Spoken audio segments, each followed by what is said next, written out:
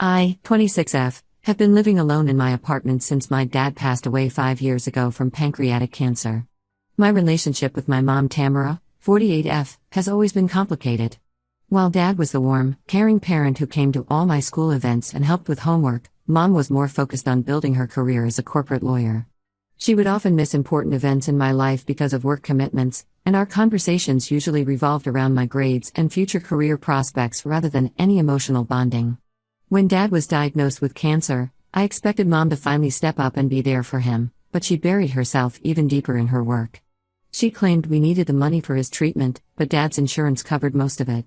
I was in my final year of college then, and I had to drop several classes to come home and take care of him because mom was too busy at work. She would come home late, barely spend time with dad, and leave early the next morning. After dad passed away, mom went through a complete transformation. She suddenly started taking vacations, joined various social clubs, and began going on dates. Initially, I was happy for her because dad had always said he wouldn't want her to be alone if something happened to him. She started dressing differently, got a new haircut, and seemed more relaxed than I had ever seen her. Last year, she mentioned she was dating someone named Philip, 52M, a successful businessman who owned several car dealerships across the state. I was busy with my own job as a software developer and didn't pay much attention to her dating life. She never insisted on introducing us, and I never asked about meeting him. In hindsight, I should have been more curious about why she was so hesitant to introduce us. 3 months ago, mom called me, sounding more excited than I had heard her in years. She announced that Philip had proposed during their vacation in Hawaii, and they were planning a December wedding. She talked about how wonderful Philip was, how well he treated her, and how his family was excited to welcome her. I was genuinely happy for her because despite our differences, she deserved to find love again. Everything was fine until last week when mom finally showed me some pictures from their Hawaii trip. She was scrolling through her phone, showing me the proposal pictures, when I saw him, Philip, standing on the beach with his arm around mom. I felt like someone had punched me in the gut. Philip wasn't just any businessman, he was Mike's, 28M, father. Mike and I had dated for 4 years throughout college. We met in freshman year, and everything was perfect. He was charming, ambitious, and our families seemed to approve of the relationship. We had even started discussing marriage in our final year. Mike would often talk about his dad, how close they were, and how Philip had built his business from scratch. I never met Philip back then because he lived in a different city, but I had seen plenty of pictures. The relationship ended devastatingly when I discovered that Mike had been cheating on me with my best friend Emma for over a year. Emma and I had been friends since high school, and she was the one who helped me through my dad's illness. Finding out about their betrayal broke me completely. I had caught them together at Emma's apartment when I went to surprise her on her birthday. The worst part was that many of our mutual friends knew about it but never told me. The breakup sent me into a deep depression. I had lost my dad, and then my boyfriend and best friend betrayed me in the worst possible way. I had to seek therapy and was on antidepressants for almost a year. Mike tried to justify the affair by saying we had grown apart during my dad's illness, and Emma made some excuse about how they couldn't help falling in love. So when I saw Philip in those pictures, everything came rushing back. Mom noticed my reaction and finally admitted that Philip had told her about Mike and me a month after they started dating. She deliberately kept this information from me for almost a year, claiming she didn't think it was relevant since Mike was married and living in a different state. I couldn't believe what I was hearing.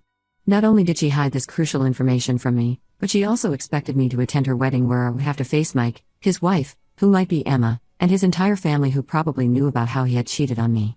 Many of them had even sent me sympathetic messages after the breakup, saying they were shocked by Mike's behavior. I told Mom I wouldn't be attending the wedding.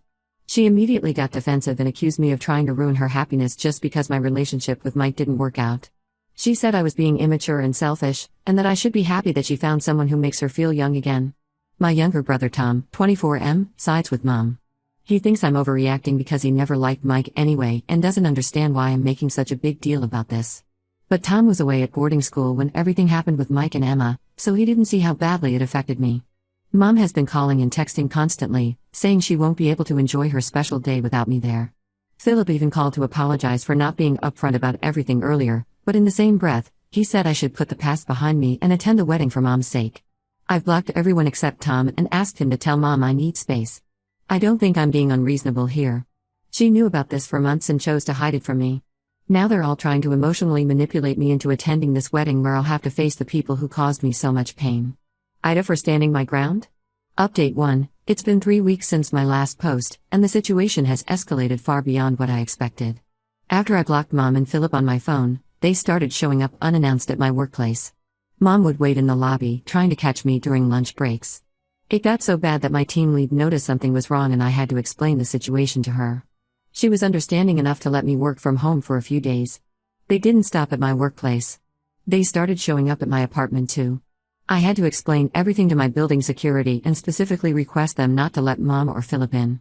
One day, I found a long handwritten letter from Mom in my mailbox, talking about how much she missed me and how she needed me on her special day. She wrote about how she had always imagined her daughter would be by her side when she got married again. Tom kept trying to mediate between us.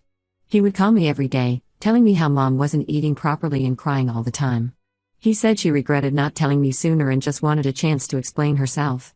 After 2 weeks of constant pressure from Tom, I finally agreed to meet Mom for coffee at a cafe near my office. When we met, Mom looked terrible. She had lost weight and had dark circles under her eyes. For a moment, I felt guilty, but then I remembered how she had hidden everything from me for months. She started by apologizing for not telling me about Philip's connection to Mike earlier. She said she was afraid I would react exactly like this and she would lose her chance at happiness. Just when I thought we were having an honest conversation, she dropped another bomb. She wanted me to be her maid of honor. According to her, it was tradition for the daughter to be the maid of honor at her mother's wedding, and she couldn't imagine anyone else in that role. When I immediately refused, she got angry again and called me childish, saying I was punishing her for something that happened years ago between me and Mike. That's when she revealed something that made my blood boil. Apparently, Mike had reached out to her after finding out about my reaction to the wedding news. He had offered to skip the wedding so that I would feel comfortable attending. Initially, I was surprised by this seemingly considerate gesture, until Mom explained the real reason behind it. Emma, my former best friend who Mike had cheated on me with, was now his wife. Not only that, but she was 7 months pregnant with their first child. Mike didn't want to attend the wedding with his very pregnant wife because he knew it would upset me more. The fact that he was still with Emma, and they were starting a family together, brought back all the pain and betrayal I had worked so hard to overcome. I couldn't help but laugh at the absurdity of the situation. My mom was marrying the father of the man who had cheated on me with my best friend, and now they were all trying to manage my feelings like I was some kind of inconvenience to their perfect family union. I left the cafe without saying another word, but the drama wasn't over. Later that night, I received a message on Instagram from a new account. Emma had created a new profile just to reach out to me since I had blocked her everywhere else years ago. She had written a long, detailed message about how sorry she was for everything that happened in college. According to Emma's message, she and Mike were truly in love and hadn't meant to hurt me. She wrote about how guilty they both felt about the way things ended, and how they had wanted to reach out many times but thought it would be better to give me space. She said they had both grown up a lot since college and hoped I could find it in my heart to forgive them. She ended the message by saying she hoped I would attend the wedding for my mom's sake, and that she would make sure to keep her distance if I did. Reading that message made something snap inside me. The audacity of these people to act like I was the one being difficult. They had all lied to me, Mom about Philip, Philip about knowing who I was, and now Mike and Emma trying to play the mature, considerate couple. I was tired of being made to feel like I was overreacting. So I did something I probably shouldn't have. I made a detailed post on Facebook, tagging Mom, Philip, Mike, and Emma. I exposed everything, how Mom and Philip had hidden their relationship from me, how Mom had kept his identity secret for months, and how they were all now trying to manipulate me into attending this wedding. I included screenshots of Emma's message and detailed the history of her affair with Mike. The post went viral among our friends and family within hours.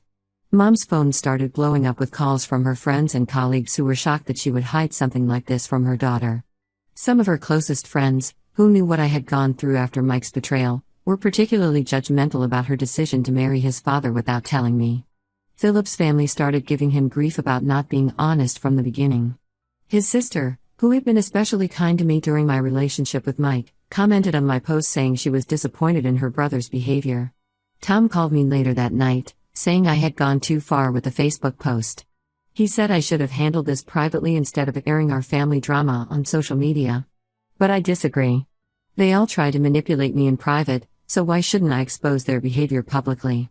Maybe now they'll understand why I can't just get over it and attend this wedding. Update 2. 2 months have passed since the Facebook drama exploded, and the wedding is now just 2 weeks away. What I'm about to share has completely changed everything I thought I knew about my family. After my post went viral, I received a private message from my dad's sister, Aunt Linda, 50F. We hadn't spoken much since Dad's funeral because she moved to Australia for work, but she had seen my Facebook post through mutual friends. She said she had been carrying a burden for years, and after seeing my post, she felt I deserved to know the truth. According to Linda, Mom and Philip didn't just meet last year like they claimed. She had seen them together at the Grand Plaza Hotel 6 years ago, when Dad was still alive but very sick with cancer. She was there for a business conference and spotted them having an intimate dinner at the hotel restaurant.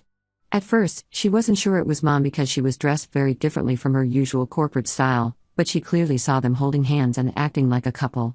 Linda said she had taken a few discreet photos that night because something felt off, but she never showed them to anyone because she wasn't completely sure about what she had seen. She didn't want to upset Dad with suspicions when he was already fighting cancer. After seeing my Facebook post about Mom and Philip, she finally sent me those photos. The pictures were grainy but clear enough. There was Mom, wearing a red dress I had never seen before, sitting close to Philip in a dimly lit restaurant. There were several photos taken over what looked like a few hours, including one of them leaving the restaurant together. The timestamp on the photos showed they were taken 2 months before Dad passed away. I hired a private investigator because I needed to know the full truth. It took him 3 weeks, but what he uncovered was devastating. Bank statements showed regular payments from a joint account in Mom's name to the Grand Plaza Hotel going back 7 years. There were also records of weekend trips to nearby cities during times when Mom had claimed to be at legal conferences. The investigator even found old social media posts from Philip's business trips that coincided with Mom's supposed conferences. They had been carrying on an affair for years, even before Dad got sick. All those times Mom said she was working late or attending legal seminars while I was taking care of Dad, she was with Philip. When I confronted Mom with this evidence, she broke down completely. She admitted that she and Philip had been seeing each other for 7 years. They had met at a law conference where his company was a sponsor. According to her, she had ended things with Philip when Dad was diagnosed with cancer, but they reconnected about a year after his death.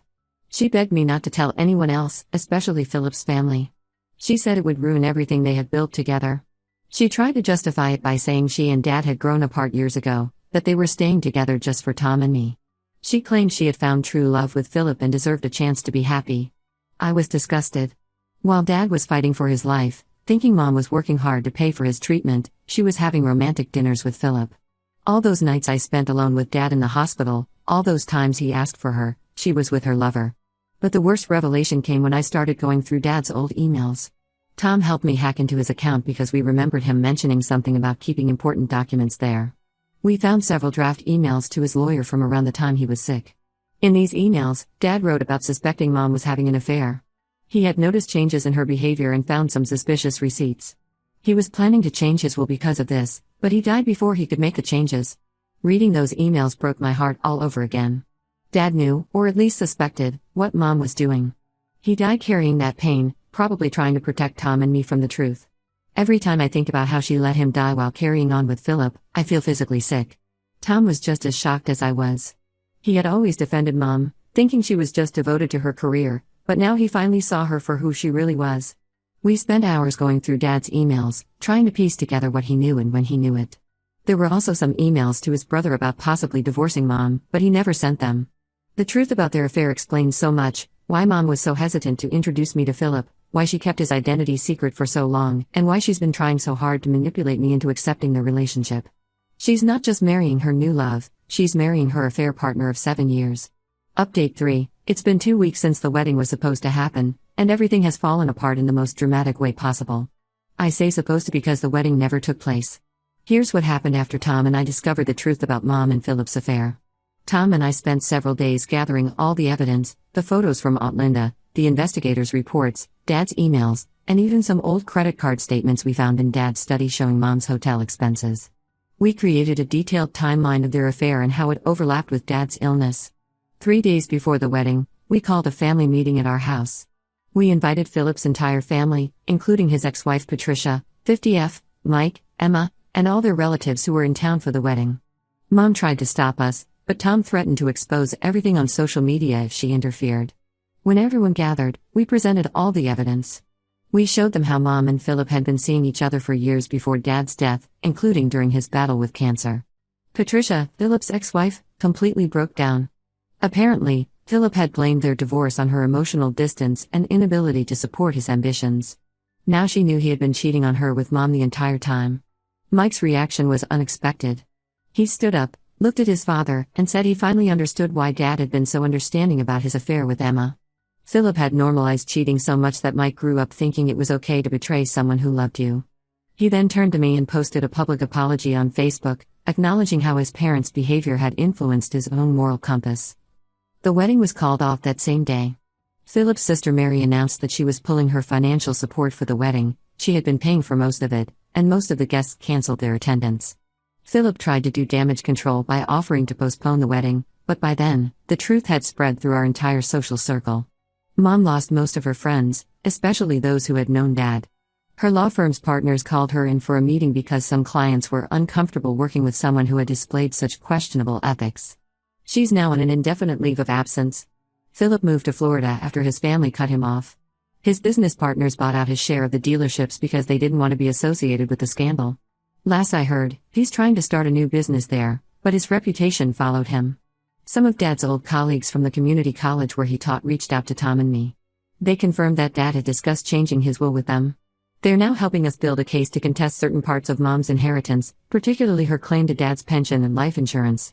Mom still sends long emails to Tom and me every few days. She talks about how sorry she is, how she never meant to hurt Dad, and how she wishes she could take it all back. She claims she truly loved Dad but was confused and lonely. Tom blocked her after the third email, but I keep them all in a folder as evidence. The most satisfying outcome was that Mike and Emma's perfect little family image also crumbled. Emma's parents, who had justified their daughter's affair with Mike, were horrified to learn about Philip and Mom. They finally acknowledged how their support of Emma's relationship with Mike had enabled a cycle of betrayal. Tom and I are selling Mom's share of Dad's house. We're using the money to start a scholarship in Dad's name at the community college. The scholarship will support students who are caring for sick parents while trying to complete their education. It feels like a fitting way to honor Dad's memory and help others in similar situations. Mom recently tried to give an interview to a local paper to tell her side of the story, but we had our lawyers send them all the evidence we had. They ended up running a story about how affairs impact families across generations instead. Sometimes people ask if I regret exposing everything and destroying so many relationships. I don't. People who betray their loved ones deserve to face consequences, no matter how long it takes for the truth to come out.